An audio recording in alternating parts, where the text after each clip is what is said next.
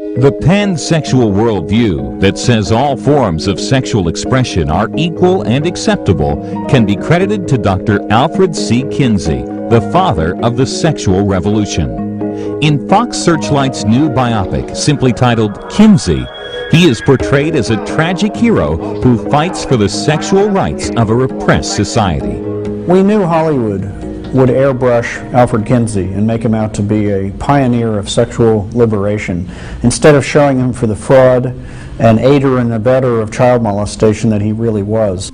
For over 20 years, Judith Reisman has investigated Alfred Kinsey's so-called scientific findings, and in her book, Kinsey, Crimes and Consequences, she reveals the many disturbing faces of Dr. Alfred Kinsey. His biographers all say that Kinsey was a hands-on scientist. There was nothing that he would have accepted in his book unless he had participated in it, seen it, done it for himself. When Dr. Alfred Kinsey released his first book in 1948, Sexual Behavior in the Human Male, it was called an A-bomb. Kinsey's K-bomb on sexuality.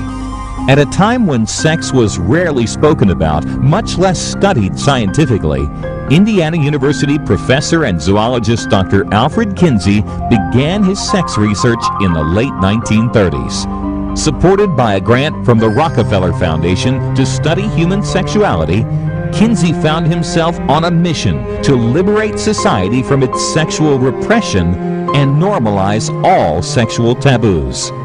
He was a perverted man, deeply perverted. He may even have died of wounds that were self-inflicted during his own sexual activity because he was into self-mutilation and pain. He was a sadomasochistic homosexual. But in the Hollywood tribute to Kinsey, actor Liam Neeson plays the part of the controversial sex researcher in search of the truth about sexual practices. Bob Knight, director of the Culture and Family Institute for Concerned Women for America, says homosexual director Bill Condon was clever in disguising the true Kinsey. They showed him having some problems in the movie. They showed some warts. And it's supposed to lure the viewer into the notion that we're showing you the real Kinsey, warts and all. Pay no attention to anything worse. But there was much worse. One of his key researchers described the fact that Kinsey actually threw out 75% of the people he interviewed. It's as though you had an election, throw out 75% of your votes, and then the 25% win. In fact, Kinsey's distorted data, collected mostly in the 1940s, alleged that 95% of the male population had committed sexual offenses serious enough to go to jail, and that 40% of married women were having affairs. But why did he garner such credibility then? We trusted our doctors and we trusted our scientists, and that trust was severely misplaced. So the whole presentation by Indiana University of Kinsey was carefully scripted. It was a Madison Avenue presentation telling the entire nation that Kinsey was finally telling us the truth about ourselves. In a shocking British television documentary called Secret History, Kinsey's Pedophiles, Kinsey's successor as director of the Kinsey Institute, Paul Gebhard, revealed that Alfred Kinsey was interested in having sex with men, children, and animals. One of Kinsey's most damaging and outrageous claims was that children were sexual from birth. Alfred Kinsey took away my innocence that I didn't even know I had. This woman, under the assumed name Esther White, says she is a direct victim of Dr. Alfred Kinsey's. Her grandfather, who went to college with Dr. Kinsey, helped Kinsey gather data on the sexual behaviors of children. When I was about 3 or 4, my grandfather molested me. And I didn't understand. He was angry at me and said, "Don't you ever tell your grandmother or your mother." I was conditioned to believe that the things that he did were loving and caring things. He was calling it lovemaking. I know now that it's molestation.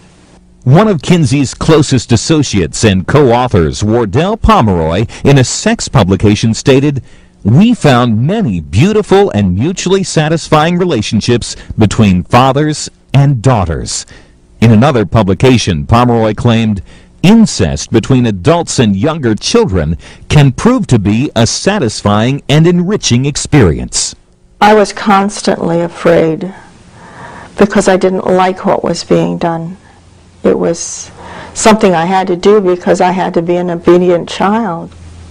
But I didn't like doing it, and there were times I went into convulsions with excruciating pain in my back, spasms that hit like knife in my back. But he wasn't paying any attention to me. One time, there was a piece of paper that had blown off of the vanity, and when I picked it up, it had little boxes on the side of the page and a lot of questions, and there was a word on there I didn't understand. I asked him what the word orgasm was. As my father was explaining about the word orgasm, he said he had to make a deadline and that he had to send it away. Esther didn't know anything about the way the Kinsey questionnaire was constructed.